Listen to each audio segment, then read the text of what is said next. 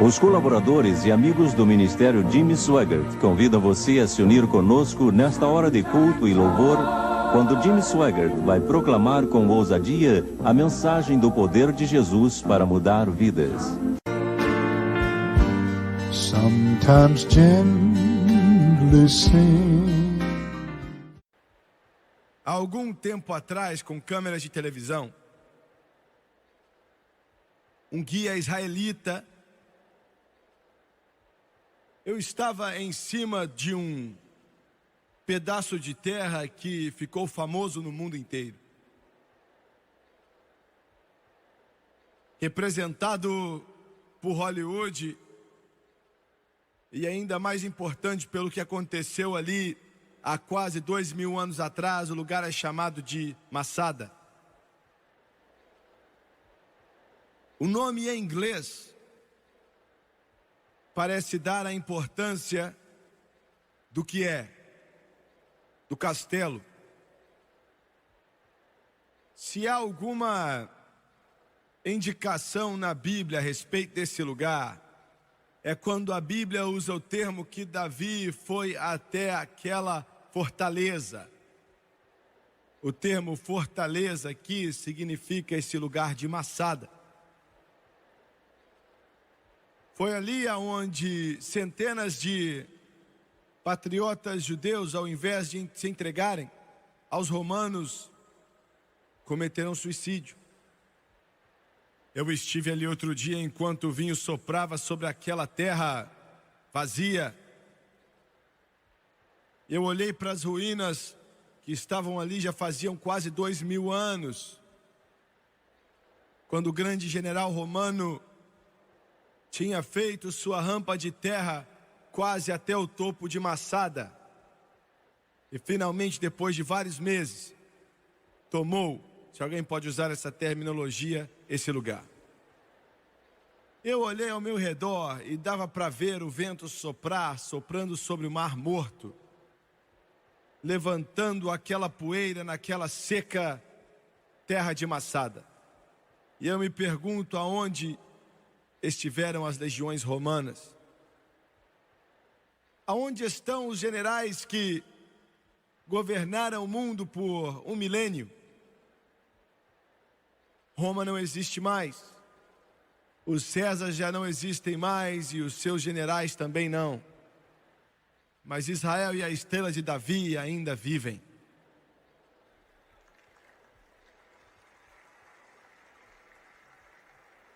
Eu olhei para aquela paisagem e vi a água, muitos pés acima do nível do mar, perdido em meus pensamentos. A maioria dos estudiosos bíblicos pensam que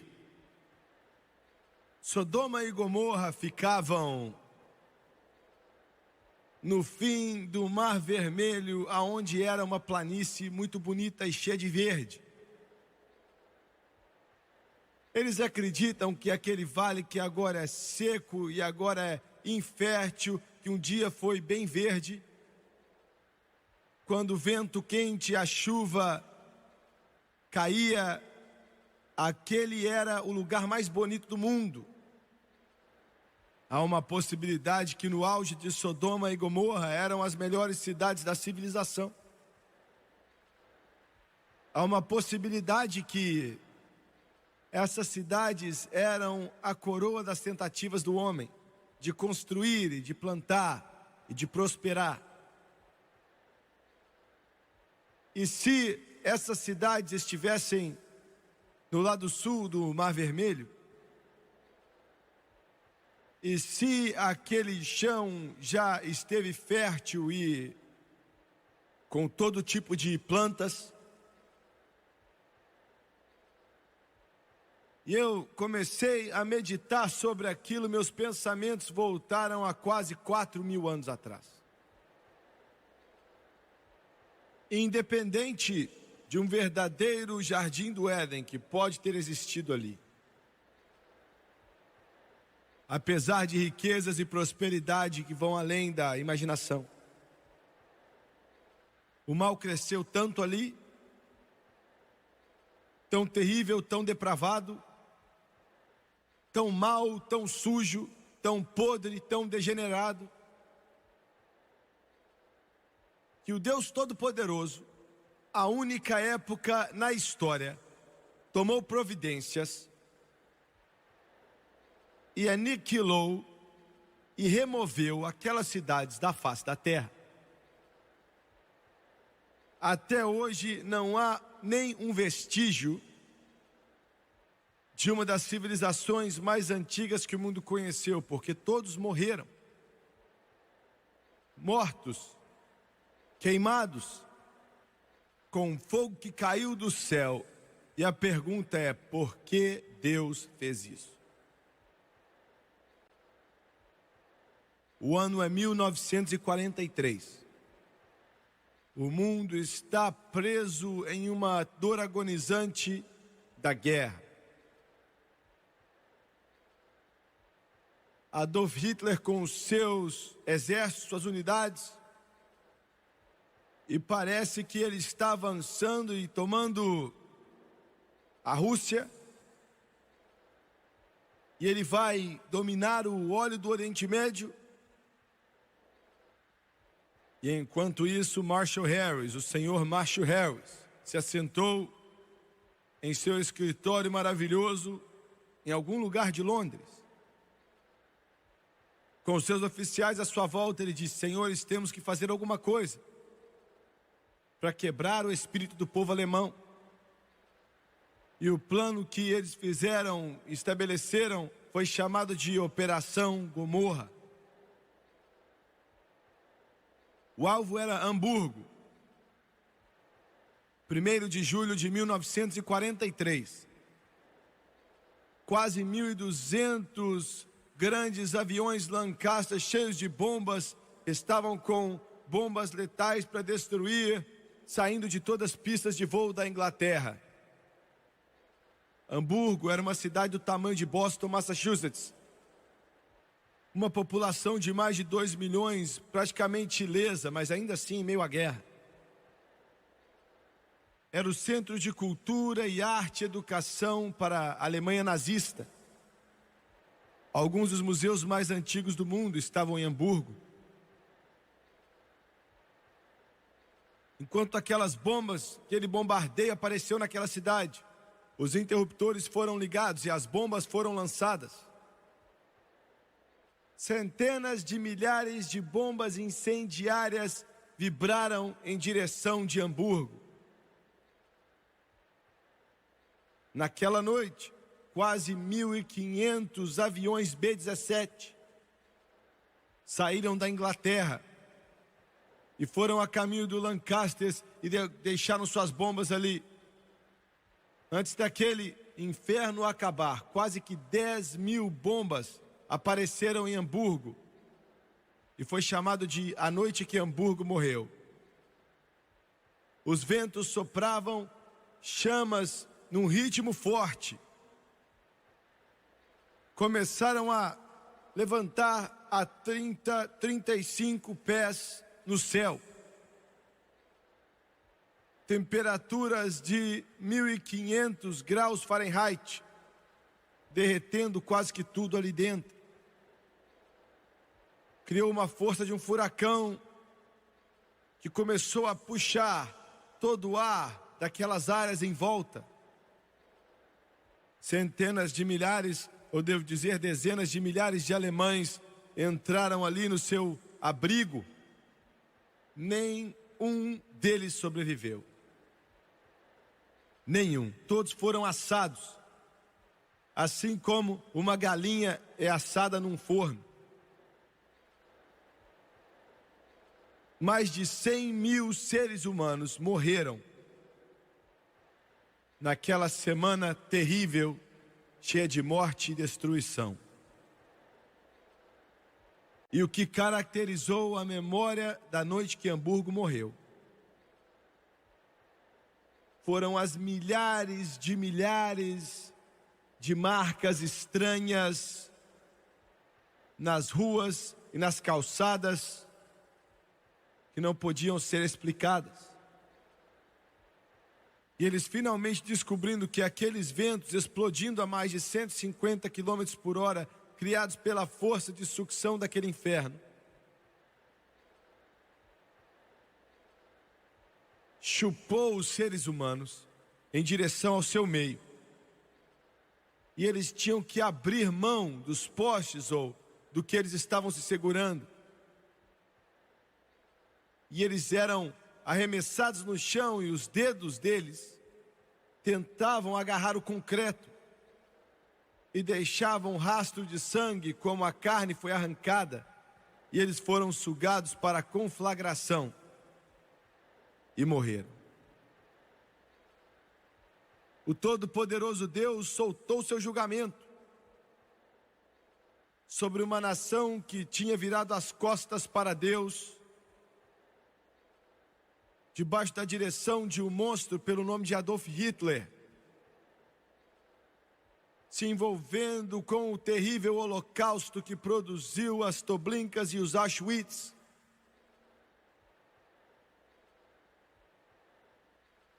Assassinando 6 milhões de judeus.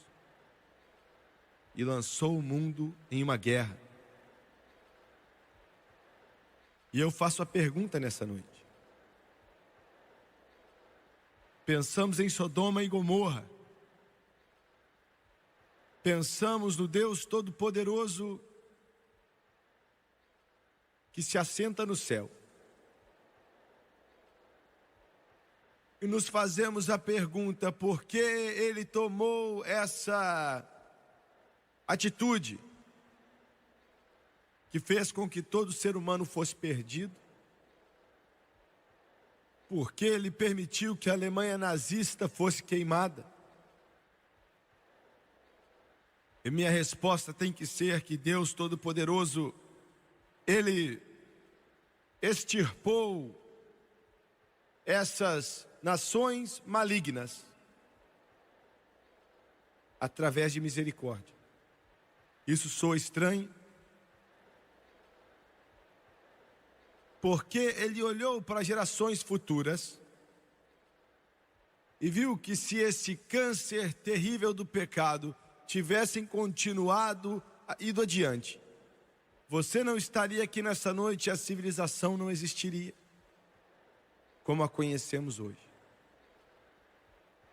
E como um cirurgião tira o câncer de um paciente para que o corpo possa viver, o Deus Todo-Poderoso removeu um câncer desse mundo para que o corpo político possa sobreviver. E faço a pergunta: seria possível hoje em dia que os Estados Unidos da América possa ser mais perverso que Sodoma e Gomorra? Jesus mesmo, falando dos grandes moveres do Espírito Santo em Cafarnaum, ele disse, em seu ministério enquanto esteve aqui na terra, ele disse que se as obras que foram feitas em vós, falando nessas cidades, tivessem sido feitas em Sodoma ou Gomorra, teriam arrependido há muito tempo atrás em cinzas e pano de saco.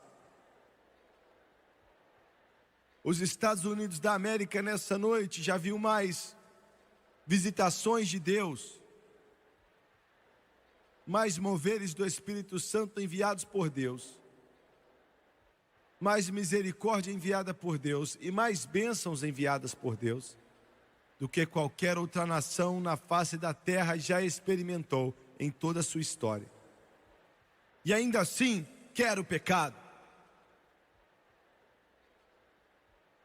E ainda assim quer o pecado.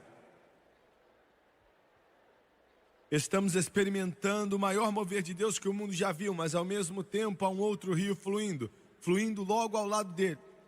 Desse rio de vida, está fluindo na direção oposta. E é um verdadeiro esgoto de iniquidade que é impossível de se descrever. Veja bem, quando Deus Todo-Poderoso dá misericórdia e luz a um povo, aquele povo que muito é dado, muito é cobrado. E nossa nação hoje está ficando cada vez mais e cada vez mais e cada vez mais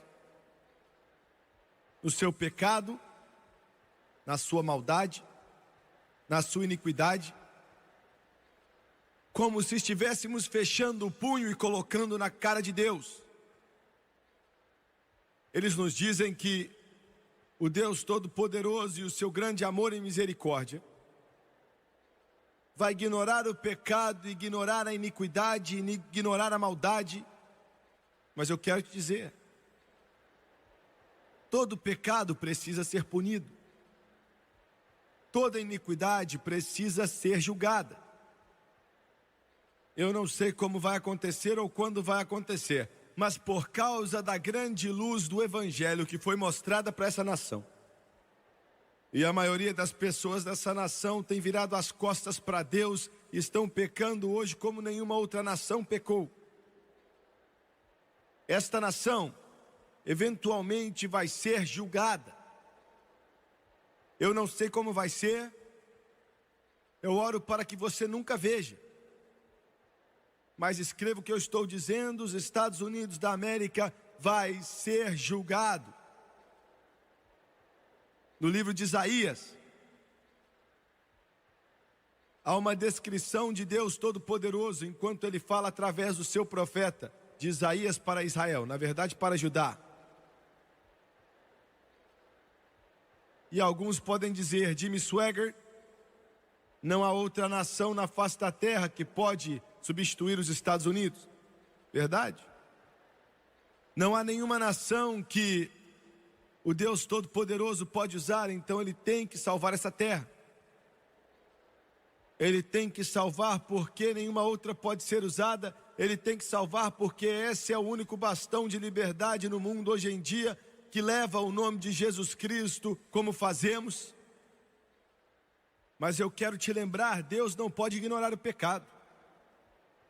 E essa nação não é a África, não são as florestas da América do Sul. É a nação mais cheia de cultura, cheia de educação na face dessa terra, que conhece mais do Evangelho, que conhece mais da palavra de Deus, que conhece mais das bênçãos de Deus do que qualquer outro povo já conheceu na história.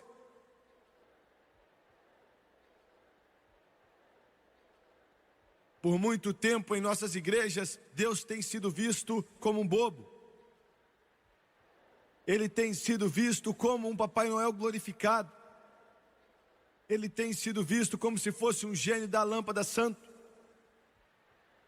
Eles têm ilustrado ele como se fosse um Deus da Grécia antiga.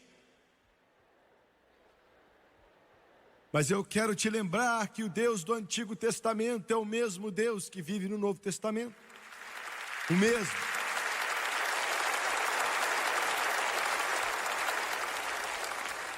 E Deus não pode ignorar o pecado, Deus não pode ignorar a maldade, Deus não pode ignorar a blasfêmia. Isso vai ter que ser prestado conta.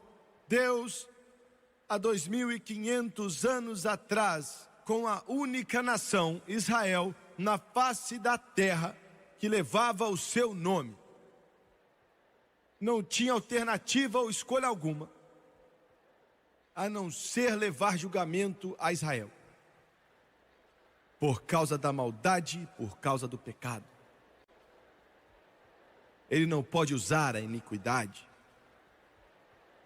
O paralelo entre o que aconteceu em Israel há muito tempo atrás e o que está acontecendo hoje nos Estados Unidos da América vai além da imaginação. Isaías 3, começando no versículo 1 até o 3. Isaías, o profeta, há 25 anos atrás, profetizou essas palavras. É como se ele estivesse escrevendo os editoriais, é como se ele estivesse escrevendo as manchetes do New York Times, ou dos Los Angeles Times, ou do Washington Post, ou do Dallas Times Herald. Ele disse: porque eis que o Senhor dos exércitos, tirará de Jerusalém e de Judá o sustento e o apoio. Olha a terminologia, ele vai tirar todo o sustento de pão e ao sustento de água. Ele vai remover o poderoso, o homem de guerra, o juiz, o profeta, o adivinho, o ancião, o capitão de 50 e homem respeitável, e o conselheiro e o sábio entre os artífices e o eloquente orador vão ser removidos. O que ele estava dizendo aqui é o seguinte: Israel ia ficar sem líder nenhum. Israel ia ficar sem homem nenhum. O que você quer dizer com isso? Tinham muitos homens ali, sim, haviam machos ali. Mas há uma diferença entre machos e homens. Entendeu?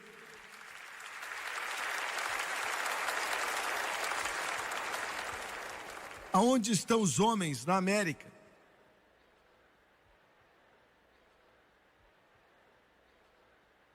Talvez eu soe antiquado, mas qual é a descrição de um homem? A sociedade moderna fez o seu melhor para promover o símbolo unissex. O homem parece a mulher e a mulher parece o homem. Isso é pecado. É pecado. É perversão. Cheira mal nas narinas do Deus Todo-Poderoso. E o Deus Todo-Poderoso está assistindo e observando esse pecado. Homens, machos. O que constitui um homem?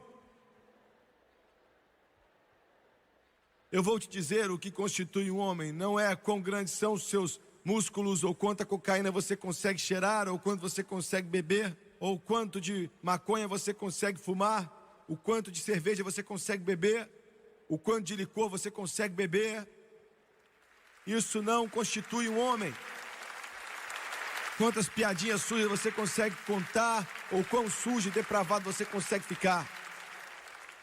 Homem, um homem de verdade, se levanta na face da iniquidade nesse mundo com a sua sujeira total e diz: minha conversa pertence a Deus, e não permite que comunicação maligna saia de sua boca. Um verdadeiro homem não tem medo de trabalhar pesado. A América tem medo de trabalhar pesado, mas o verdadeiro homem não tem medo de trabalhar. E ele pode continuar o seu dia sem relaxar no seu trabalho e fumar maconha, para dar a ele um pouco de coragem ou falso senso de segurança. E ele não tem que parar no bar a caminho de casa para pegar um engradado de cerveja. E ele vai para casa e sua esposa se veste decentemente. E seus filhos amam ele. E domingo de manhã eles se levantam cedo, não para assistir um jogo de beisebol, ou um jogo de basquete, ou um jogo de futebol americano na televisão, mas para se vestir, para ir à casa do Todo-Poderoso Deus, para adorar o Deus da glória e do céu, de acordo com as palavras dessa Bíblia Sagrada que eu tenho em minhas mãos agora. Esse é um homem, esse é um homem, esse é um homem. Nós não temos muito deles nos Estados Unidos. São afeminados fumadores de cigarro, maconheiros, beberrões de cerveja, anormais de cabelos longos, que se chamam homens, são uma desculpa lamentável para o sexo masculino. Onde estão os homens? Onde estão os líderes nos Estados Unidos? Líderes. Ele diz que não haveriam mais líderes. Foram levados. O pecado acaba com a liderança. O pecado rouba a sua masculinidade. O pecado rouba e destrói um país e os deixa sem líderes. Onde estão nossos líderes? Eu olho para o nosso presidente quase todo dia da minha vida. Ele está passando por poderes opressivos das trevas. Talvez nenhum outro presidente passou por isso na história dessa nação. Ao sul de nossas fronteiras, uma revolta comunista está lutando com toda a força do inferno para dominar Nicarágua, El Salvador, Honduras ou Costa Rica. E nosso presidente hoje está lutando uma batalha que ele não consegue entender. Eu me pergunto, Deus, será que ele vai ter coragem e força de permanecer de pé? Porque nós temos senadores e congressistas e representantes que estão dizendo: nós não estamos nem aí a respeito de Nicarágua, ou do El Salvador, ou de Honduras, ou da Costa Rica, ou do Panamá. Nós não perdemos nada ali. Nesse exato momento, enquanto senadores e congressistas e representantes agora estão argumentando, são os comunistas que estão em Nicarágua. Os sandinistas estão marchando até as casas de cristãos. Estão perguntando a eles: você é por nós ou contra nós? E quando os cristãos dizem: estamos servindo a Jesus Cristo, eles pegam um grande pincel, colocam em um grande balde vermelho e jogam na parede e dizem: nós vamos matar você. Os sandinistas já se gabam: somos marxistas, leninistas, comunistas. E eles se gabaram: vamos fechar toda a igreja e assassinar todo cristão. Podemos nos assentar aqui nos Estados Unidos e dizer que não estamos nem aí. Ore pelo seu presidente. E ore por aqueles socialistas sem Deus, aqueles liberais, para que eles venham a ter coragem suficiente de se levantar contra a escuridão totalitária do comunismo. A Igreja de Jesus Cristo está crescendo hoje na América Central como nunca antes. Eles estão sendo construídas e cheias na sua capacidade total, e Satanás está tentando acabar com isso. Não é somente um conflito político ou um conflito militar, é um conflito espiritual também. Essa é a razão verdadeira, um conflito espiritual. Peça a Deus para dar ao seu presidente a coragem e a integridade de se levantar e dizer: nós vamos fazer o que nós tivermos que fazer para tirar os comunistas da América Central, para que aqueles países possam conhecer a liberdade e a democracia e que possam adorar a Deus, assim como podemos adorar a Deus aqui agora, nos Estados Unidos da América. Alguns de vocês me assistindo pela televisão dizem: Jimmy Swaggart, eu não estou nem aí para isso. É melhor você ficar. É melhor você ficar. Você diz: eu não quero que o dinheiro do meu imposto vai comprar armas lá para tirar algum governo comunista. É melhor você ficar interessado, porque eu quero te lembrar que depois vai vir o El Paso, depois vai vir Tucson, eu quero te lembrar que depois é Denver, eu quero te lembrar que depois é Nova Orleans. Precisamos de líderes. Líderes. Onde estão os MacArthurs hoje em dia? Eu estive no corregedor aonde ele andou através daquelas águas sujas, porque ele fez uma promessa para o povo filipino: nós vamos voltar. Deus nos dê MacArthurs, Deus nos dê Eisenhowers, Deus nos dê homens que vão se levantar hoje em dia, líderes que se levantam por algo. Onde estão os líderes?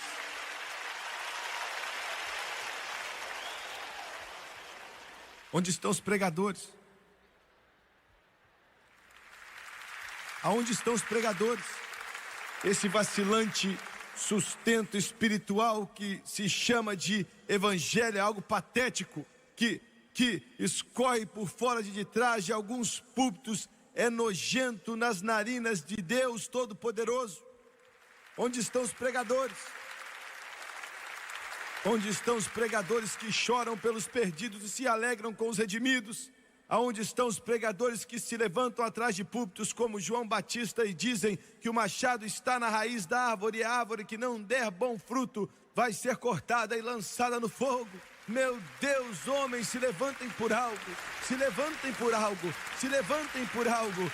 Nós temos em nossas mãos a maior arma e o maior poder que o mundo já conheceu: o glorioso, imutável e incomparável Evangelho do Senhor Jesus Cristo. Aonde estão os pregadores? Aonde estão os pregadores? Aonde estão os pregadores que não têm medo de chamar o pecado de pecado? Que o inferno é quente e o céu é puro. que clamam contra a apostasia. Aonde estão os Jeremias e os Isaías, essa nação vai para o inferno de cabeça para baixo, a não ser que nossas igrejas e o púlpito seja avivado, a não ser que nossos pregadores possam sair do campo de golfe, tira eles da pista de boliche, coloca eles no lugar de oração, desliga a televisão e o telefone e faça com que eles deitem no chão diante de Deus e com que lágrimas rolem no seu rosto até que eles vejam Jesus e Ele crucificado e o poder de Deus através do poder do Espírito Santo venha encher a alma deles e eles venham atrás de um púlpito e eles venham dizer: assim diz o Senhor. Sem líderes, Sodoma e Gomorra,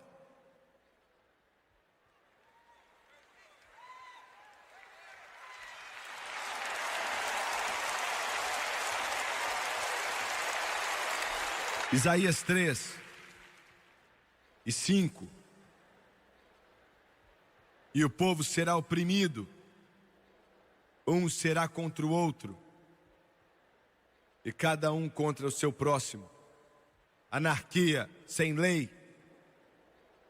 É como se Isaías estivesse falando da América. Anarquia.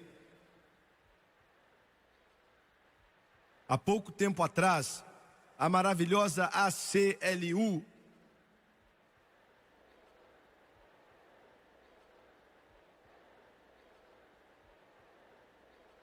a Liga de Defesa Civil Americana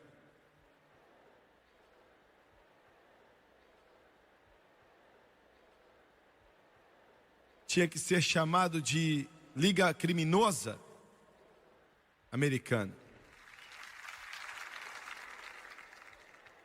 Processou o presidente Reagan com alguns que se dizem ser pregadores, ajudando eles. Pregadores porque o presidente Reagan declarou 1983 como o ano da Bíblia.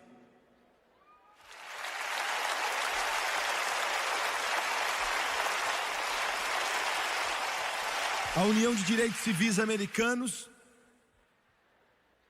foi fundada pelo Roger Baldwin, que era um membro de organizações comunistas suficientes para acabar com uma nação. Essas pessoas malignas têm uma coisa em mente e é destruir a textura da maneira americana de viver.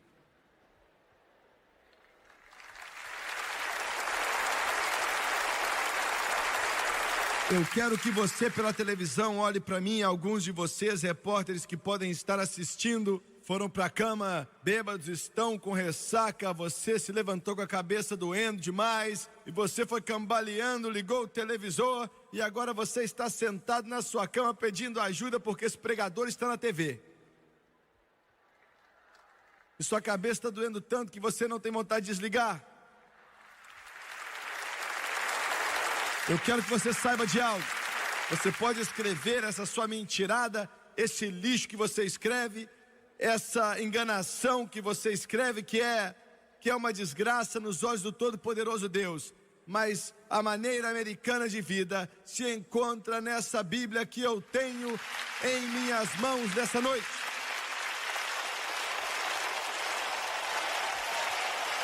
Essa é a América. Essa é a América. Essa é a nação americana. A Bíblia, a palavra do Todo-Poderoso Deus. Essa é nossa nação de mar a mar. Essa é nossa nação desde as florestas aos desertos, das vilas às cidades. Esse é os Estados Unidos da América.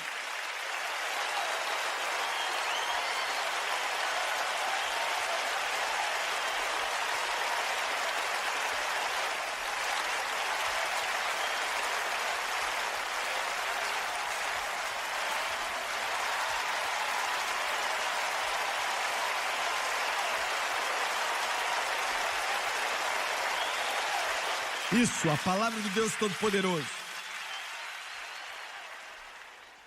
E eu quero te dizer, rapaz da ACLU, eu quero dizer para todos vocês, estou cansado de algumas coisas. Estou cansado de algumas coisas.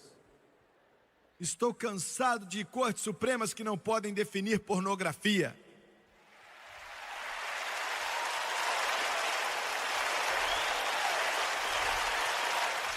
Estou cansado de tribunais que fazem leis para salvar o caracol do Tennessee, mas não tem lei para salvar os mais de 1,5 milhão de bebês que são assassinados por aborto o ano inteiro.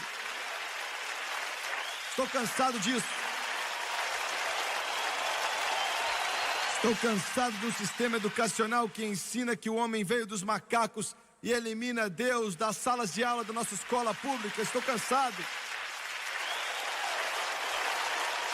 Estou cansado de pregadores mortos pregando sermões mortos para congregações mortas. Estou cansado disso. Estou cansado de políticos vendendo sua alma por alguns dólares e alguns votos. Estou cansado de comunistas que viajam constantemente, louvam a Rússia e criticam os Estados Unidos da América. Eu estou cansado disso.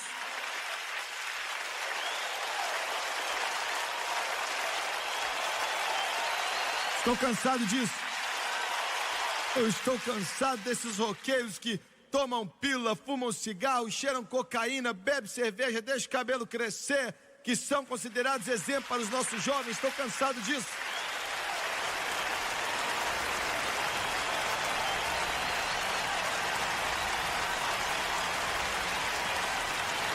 Cansado disso. Estou cansado dessa sujeira podre que passa na minha televisão, considerada como entretenimento. Estou cansado disso.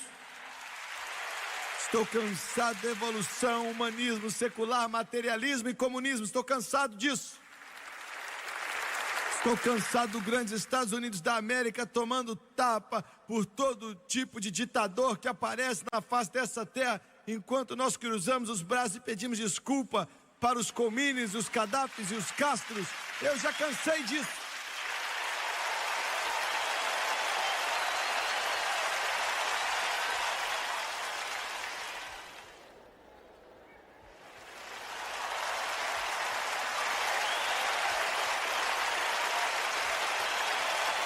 Ou seguimos a Bíblia ou a anarquia vai vir. Isaías 3:4. Mais uma vez. Eu quero ler a última parte de Isaías 3:5. O menino se atreverá contra o ancião e o vil contra o nobre. Os idosos são desconsiderados nos Estados Unidos hoje. Tinha que ser a melhor época da vida deles. Mas eu tenho uma notícia para você. Eu tenho uma notícia para você, vocês que andam na dignidade e na experiência e na sabedoria de anos. O humanismo secular encontrou uma resposta para o seu problema. É chamado de eutanásia. Eles colocam uma agulha na sua veia e você dorme, mas não acorda mais. É isso que o inferno tem para você. É isso que Deus disse, Israel tinha chegado a esse ponto, sem respeito pelos mais velhos, desconsiderando os mais velhos. Isaías 3:9. Seu rosto testifica contra eles e publicam os seus pecados como Sodoma, não os dissimulam. Declaram seu pecado como Sodoma, não os dissimulam. Ai da sua alma, porque fazem mal a si mesmos. A América está a caminho nessa noite de pecar sem se envergonhar. Ninguém se envergonha mais. O que você está dizendo, Jimmy Swaggart? Eu estou dizendo assim: se você dá valor à sua alma, e você dá valor ao céu, e você dá valor à eternidade, e você dá valor a qualquer amor por Deus que você tenha, minha Bíblia diz, saia de dentro deles e seja separado, diz o Senhor dos Exércitos, e se separe daquilo que é ruim, e eu vou receber você para mim mesmo. Pecando sem se envergonhar, pecando sem querer saber. 1,5 milhão de bebês são assassinados todos os anos. 1,5 milhão. Chamando de aborto, mas é assassinato. Você pode falar do jeito que você quiser, mas para mim e na mente de Deus isso é assassinato. Assassinato.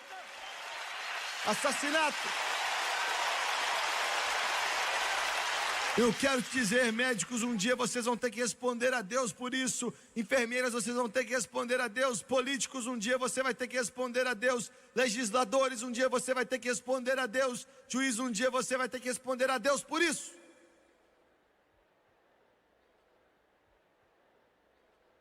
Nos anos 60, a revolução sexual começou.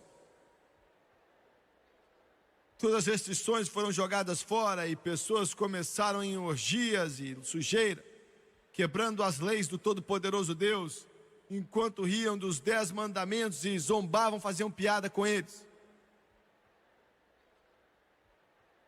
Hoje o pecado está indo atrás deles. Somente em 1983, 500 mil novos casos de herpes genital foram achados. Milhões de americanos estão afligidos e afetados com essa doença venérea que é incurável. E menininhas estão correndo para o médico, chorando e dizendo: o que eu vou fazer? Ninguém quer casar comigo agora, ninguém vai me querer. Quando Deus diz em sua palavra para não fazermos alguma coisa, jovens, Ele não está tentando manter algo bom de você. Ele está dizendo: vocês não devem por um propósito e com uma razão.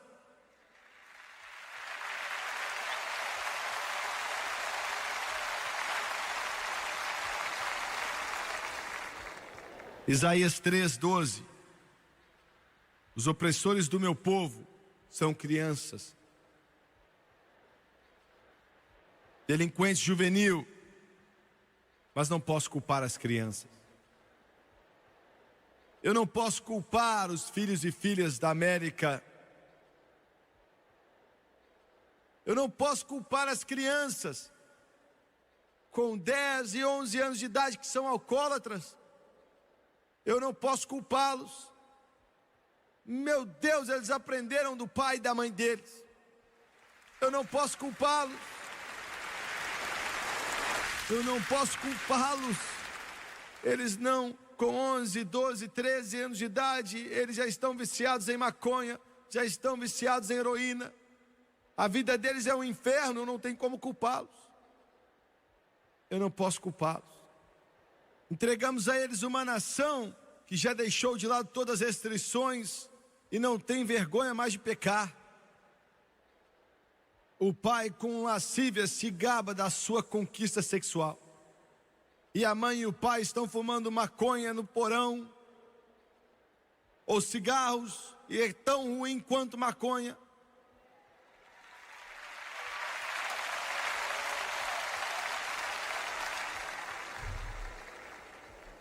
Bebendo tanto álcool para afogar a nação. Você está me ouvindo? Liga o televisor e a sujeira que passa ali não se pode descrever.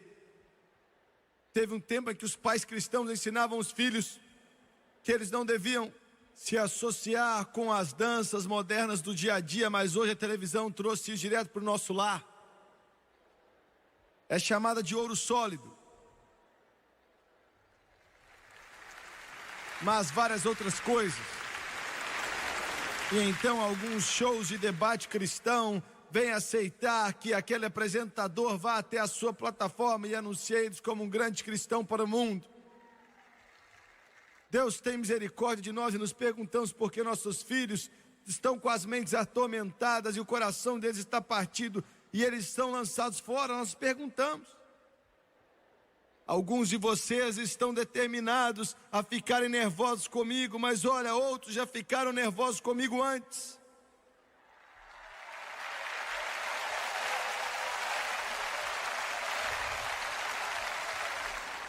A única coisa que vai manter nossos filhos, a única coisa que vai manter nossos meninos, nossas meninas, suas igrejas têm que fazer tudo que você pode para dar a eles um entretenimento limpo e puro, mas times de basquete não são suficientes, times de softball não são suficientes, entretenimento não é suficiente. A única coisa que vai mantê-los fora, afastados de uma geração impura, é um avivamento do Espírito Santo no coração e nas vidas, que vai fluir no coração e na vida de adolescentes e que vai promover o Jesus que você conhece nessa noite.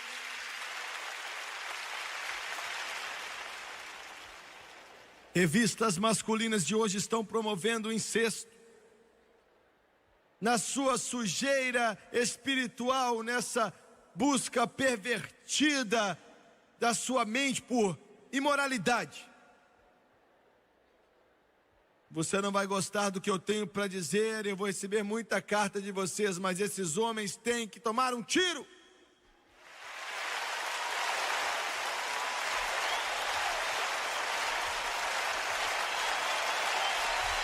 Estou falando sério. Estou falando sério.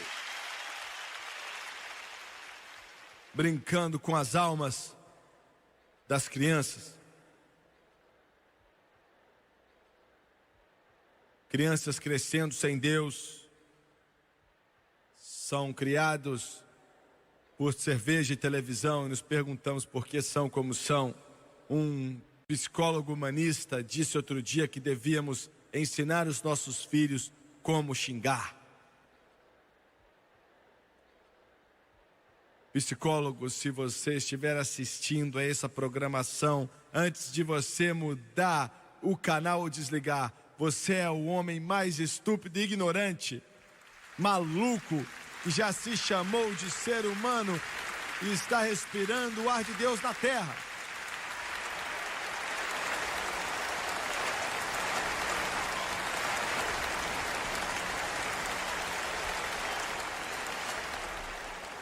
Por último, Isaías 3,16, diz ainda mais o Senhor, e você se pergunta, ele ainda não acabou?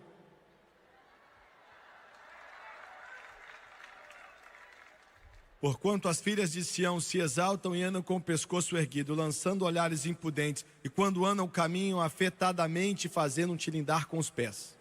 Mulheres dominadoras. ERA.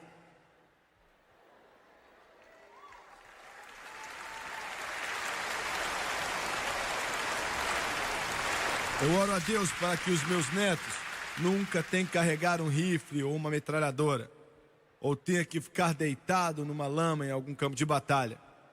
Mas se fizerem isso, eu oro para que sua filha não esteja ao lado deles.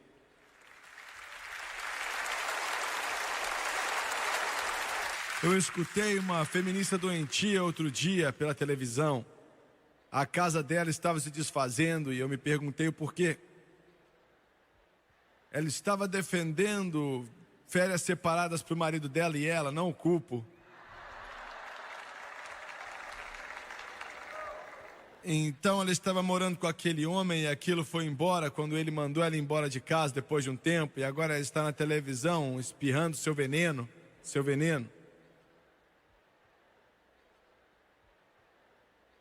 Eu quero falar sério com vocês, senhoras, é um privilégio ser mulher.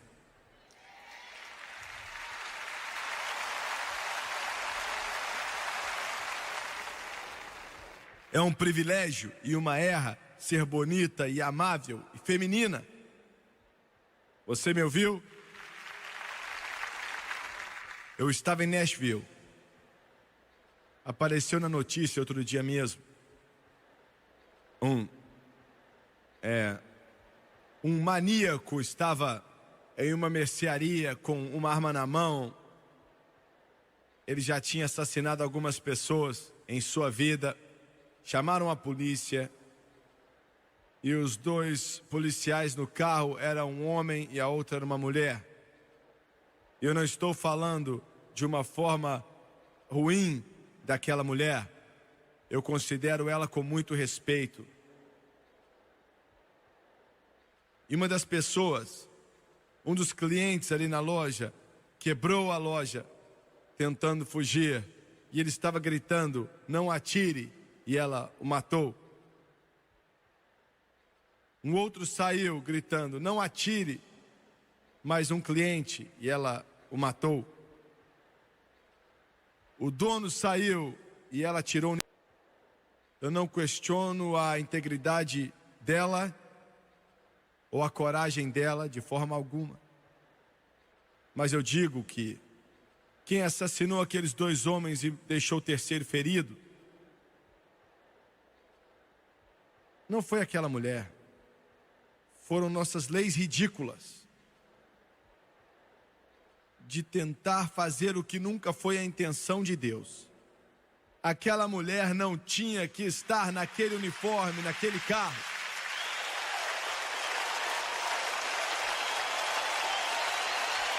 Eu não culpo ela, eu culpo aqueles que pensam que sabem mais do que Deus.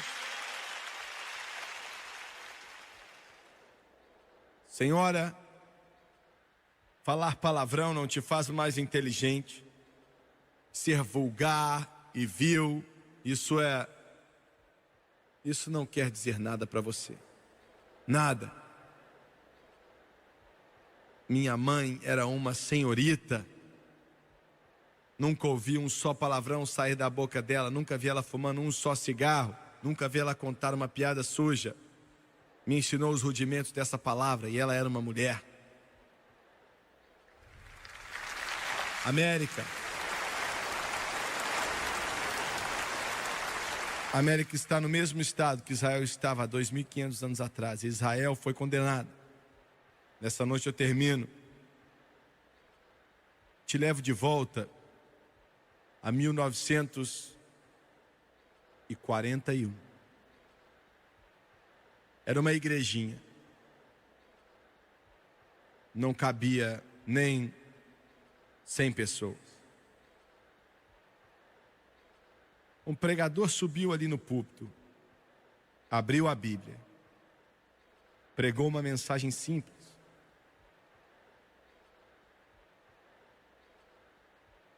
Naquela multidão estava um homem e sua esposa, jovem, com um garotinho de 6 anos. O Espírito do Santo Deus se moveu naquela igrejinha naquela noite. E aquele homem, debaixo de uma convicção pesada do Espírito Santo, veio com sua esposa, desceu até o altar e disse sim para Jesus Cristo. Eram os meus pais. Eu tenho que te dizer, a força da América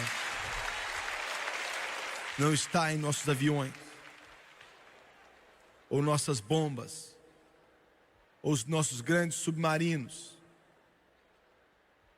Mas a força da América está na graça maravilhosa, com um doce ao som que salvou um pecador como eu. Está na Rude Cruz, onde um dia eu vi meus pecados. Está em Deus. Como eu disse ontem à noite, nós vamos ser governados por Deus, ou vamos ser governados por tiranos. Abaixe sua cabeça, por favor.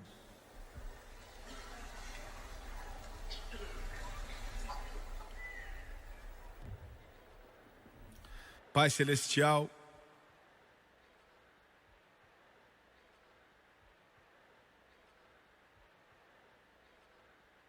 eu te peço, envia o avivamento. Envia o avivamento, Deus, que nos leve para casa. Que venha nos colocar de joelhos e diante do Senhor, nos dê avivamento. Nos dê avivamento que traga os nossos filhos de volta para Jesus. Que venha colocar um fogo do Espírito Santo no coração dos pastores. Nos dê avivamento. Nos ajude a voltar para casa e sair de todo o pecado que nos embaraça. Ajude a América a acordar, Senhor. Ajude a América a acordar antes que seja tarde demais. Ou vamos nos tornar outro Sodoma e Gomorra, de cabeças baixas e olhos fechados.